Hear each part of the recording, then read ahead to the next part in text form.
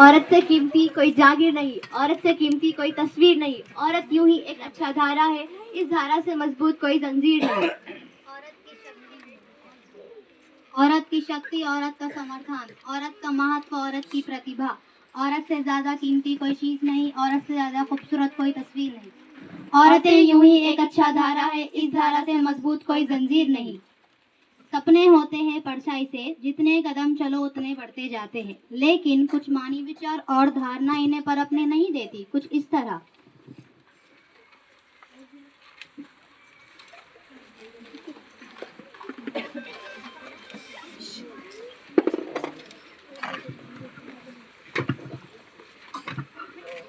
अरे वाह, पुस्तक! भाई मुझे भी दो, मुझे भी पढ़ना है।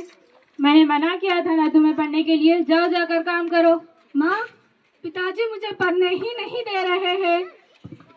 बेटा तुम्हें पता है ना तुम्हारे पिताजी को ये सब नहीं पसंद है।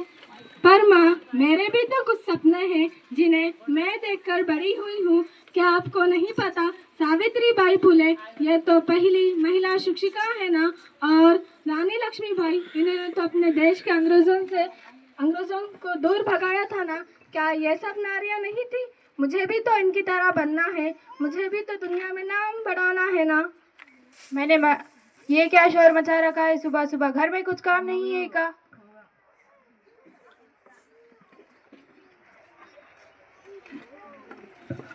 जीने का अरमान है नारी, हम सबका सम्मान है नारी। नारी ना हो तो जग सूना लगता है, कण कण में विद्यमान है नारी। तुम इसे निर्बल ना समझो, गीता फुगाट जैसी पहलवान है नारी। और ऐसे ही इन सपनों को देखकर, उनसे प्रेरणा लेकर वो बड़ी होती है और अपने हौसलों को बुलंद कर अपने हक के लिए आवाज उठाती है।